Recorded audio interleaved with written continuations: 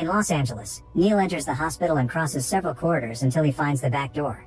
Because he's wearing a uniform, nobody suspects anything. Once outside, he steals one of the ambulances. At a construction supplier, Chris buys a bunch of explosive charges. Downtown, Michael picks up Waingro in a stolen tow truck.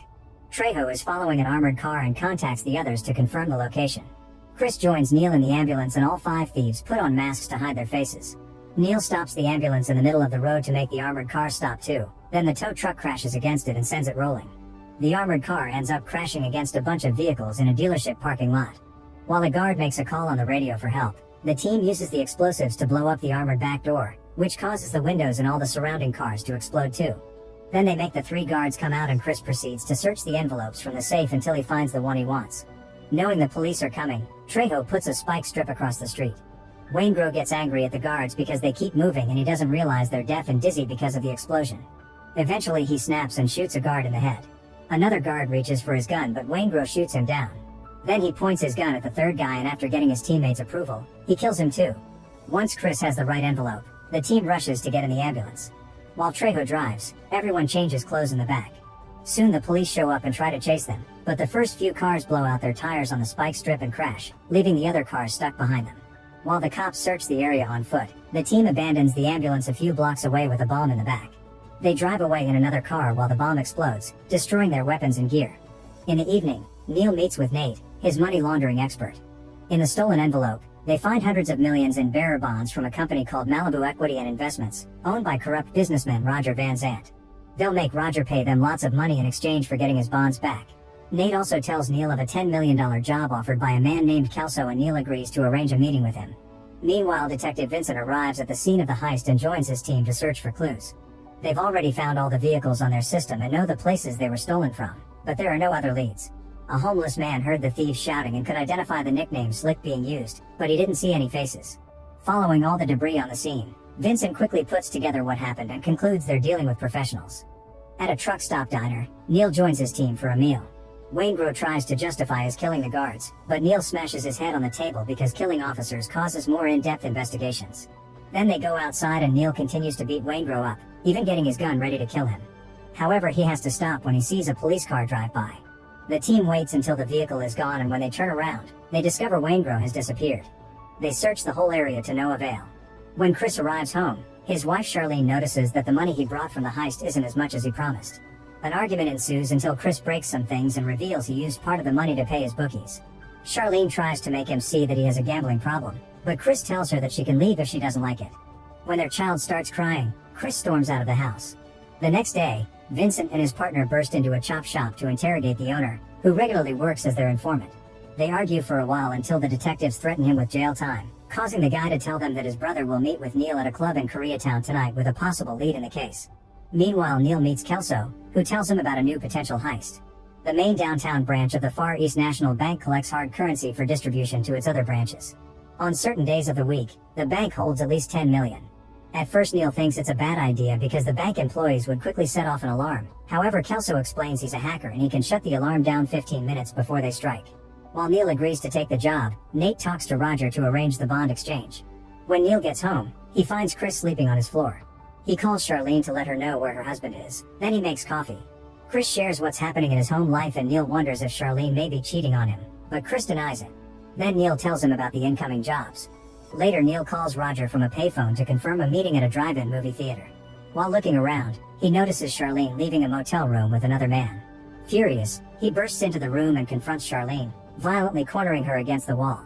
Charlene swears she was just making business, but Neil doesn't believe her and tells her to give Chris one last chance because their next job will fix things. If Chris fails her again after that, then Neil will punish him himself. In Koreatown, Vincent visits the club his informant told him about and meets the brother, who tells him that he was incarcerated with a man who pulls off large heists and was seen on the street recently. Vincent is about to leave because he isn't getting useful information, but the informant reveals that the guy's nickname was Slick. Vincent keeps pressing him until he learns the name Michael and immediately calls his squad, who find Michael's file in the system. They all agree to set up extensive surveillance. At the empty drive-in theater, Neil meets with Roger's drop man and they begin the exchange while they stay in their cars. However, there's a second guy slowly sneaking around that gets close enough to the window to try to shoot Neil. Thankfully, Chris has been hiding nearby all along for situations like this and warns Neil through his headset. Neil sees the assassin in the mirror and drives the car in reverse, which crushes the man's leg. As Neil drives away, Chris opens fire, so the drop man also speeds up and leaves his partner behind. The assassin tries opening fire at Neil's vehicle, but both Neil and Chris start shooting at him at the same time and Neil ends up running over him with the car. The driver almost escapes the theater, but he's shot down by Michael. Afterward, Neil checks the payment envelope and finds scrap paper instead of money. He calls Roger to cancel the deal and swears to kill him. That night, Neil and his friends have dinner together with their wives and kids, unaware that the police are watching them. They recognize Chris and Michael from other cases, but not Neil. Meanwhile, Waingro is at a motel with a working lady. After she finishes her services, he reveals he's the infamous serial killer who goes after night workers and quickly kills her. Moments later, the police are investigating the crime scene and Vincent has to stop the victim's mother from coming too close to the body. The lady has a breakdown and Vincent comforts her the best he can. A few nights later, Vincent and his men hide in a van near a precious metals repository, where Michael deactivates the alarm system by climbing the utility pole. While Neil stands guard, Chris breaks the lock and goes inside to find the safe. He then uses special tools to try to break it open. When one of the cops puts down his rifle against the van wall, Neil hears the noise and immediately rushes into the building to announce they're leaving. The trio goes away without stealing anything and Vincent tells his men not to arrest them. A simple breaking and entering would give them just a few months of jail and Vincent would rather catch them on something bigger. The next day, Vincent and his men find Charlene's lover and interrogate him for information. Meanwhile, Neil tells the team that the police must have bugged their phones and thinks they should lie low for a while. However, Chris is in desperate need of money and convinces him to do Kelso's job. The team goes to a shipyard to make some plans and the cops watch them from afar. After the criminals leave, the police try to figure out what the team is planning to do in that area. There's nothing of value to steal there, which makes Vincent realize this is a trap to make the officers reveal themselves. On top of a crane, Neil takes pictures of the entire group. That night, Neil meets with Nate, who gives him intel on all the detectives and how they work. He also shares the schematics for Kelso's bank heist and Neil thinks it's worth the risk. Meanwhile, Vincent gets on the surveillance helicopter that is trailing Neil. After flying for a while, he finally finds him and leaves the chopper to get in a car instead. Vincent chases after Neil, who pulls over to look less suspicious. To Neil's shock, Vincent tells him they should have coffee and asks him to follow him. Minutes later, both men are at a diner discussing how their private lives suffer because of their jobs. Suddenly, Vincent says he doesn't like killing, but he will kill Neil to stop him from killing an innocent. In return, Neil says he won't hesitate to shoot him either. The next day, Vincent arrives at the station and is furious to learn that Neil and his team have managed to disappear without the surveillance team noticing. It turns out the thieves are working at the bank's parking lot, where they're getting things ready for the heist. At the same time, Waingro shows up at Roger's office to offer a deal. Later, Neil takes Chris and Michael to a diner where he recognizes Donald, an old prison friend of his who is working in the kitchen while on parole. At that moment, they get a call from Trejo, who informs them that the police are following him so he won't be able to join them for the heist. Neil decides to approach Donald and offer him Trejo's job, which Donald immediately takes. On his way out, Donald pushes his boss to the ground for treating him like trash. Afterward, Neil, Michael, and Chris enter the bank through different doors. Once they're in the correct positions, Chris begins beating up a guard and ties him up while his friends threaten everyone with weapons to keep them down, disarming the rest of the guards in the process.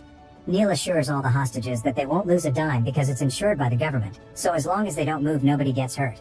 Then Neil punches a manager and gets his key, which they use to access the safe and fill their bags with cash. At the police station, the detectives receive information from one of their criminal informants and learn about the bank heist. Vincent and his men immediately take off. At the bank, Michael comes out first and gets in the car with Donald. Next, Chris and Neil come out and they're seen by the police when they arrive. Neil gets in the car first, but Chris stops at the door because he sees the detectives across the street and he opens fire. Civilians panic and begin running away while the cops open fire. Michael also starts shooting through the window and the stray bullets are causing damage all over the place. Soon a bullet hits a cop in the neck, instantly killing him even though he's wearing a bulletproof vest. Vincent rushes to check on his friend and Chris uses the chance to get in the car so Donald can finally take off. All the windows in the vehicle explode because the shootout continues as the officers chase after the criminals on foot. The team doesn't hesitate to shoot back, but Donald is having trouble driving because a bullet destroys 2 of the tires. In all the chaos, Donald ends up getting shot in the head and the car crashes into a parked vehicle. Neil, Michael, and Chris have no choice but to get out and they find the police blocking the road. The shootout goes on and several more cops are killed, not to mention all the cars that are destroyed in the process. The criminals keep on advancing while they fire their weapons, always trying to find cover while looking for a way out. Michael manages to bring down another detective and ends up separated from his friends. Chris reaches the roadblock first, but since he's keeping his eyes on it, he doesn't see the cop sneaking to his left and gets shot in the shoulder. After Neil kills a few more cops, the fight finally ends. Neil rushes to Chris's side and helps him stand up so they can run together to a grocery store's parking lot. A few surviving officers come after them, so Neil keeps shooting at them, killing more cops while the civilians scream in horror. Vincent tries his best to guide the panicking people away from the fire so they won't get hurt. Since the police are busy handling the civilians, Neil manages to get Chris in a car and they drive away. Meanwhile, two detectives are going after Michael, who scares a lot of people in a restaurant before crossing a fountain. The chaos causes a kid to be left behind and Michael grabs him from protection. However, Vincent appears behind him and waits for the right moment to open fire, killing Michael with a single bullet to the head. Then Vincent takes the kid back to his mother.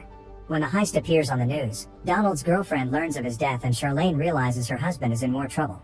In the meantime, Neil has taken Chris to a doctor friend, who removes the bullet and gives him lots of medicine. Chris has a fractured clavicle, but Neil refuses to leave him resting for long. After exchanging his dirty clothes for the doctor's clean ones, Neil tells Chris that Nate will pick him up and keep him hidden until it's time to leave town. First, he needs to find an alternate escape plan because he thinks Trejo has been giving information to the police. Chris announces he's not leaving without Charlene, but Neil explains he'll have to do it because she's a risk. At the same time, Charlene is calling her lover to ask him to take her and her baby away.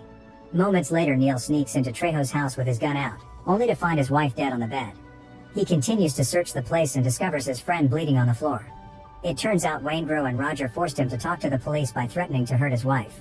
When Neil tells him they killed her anyway, Trejo asks for mercy and Neil shoots him before leaving. On his way out, Neil calls Nate to confirm Chris is fine and get Roger's address. Meanwhile, Vincent and his team shoot the door of an apartment and storm inside to grab a guy by his face. Vincent throws him through the balcony before grabbing him by the hair, revealing this is the man who called the station with the heist intel. A furious Vincent yells at him as he demands to know where he got the information and learns it was from Waingro.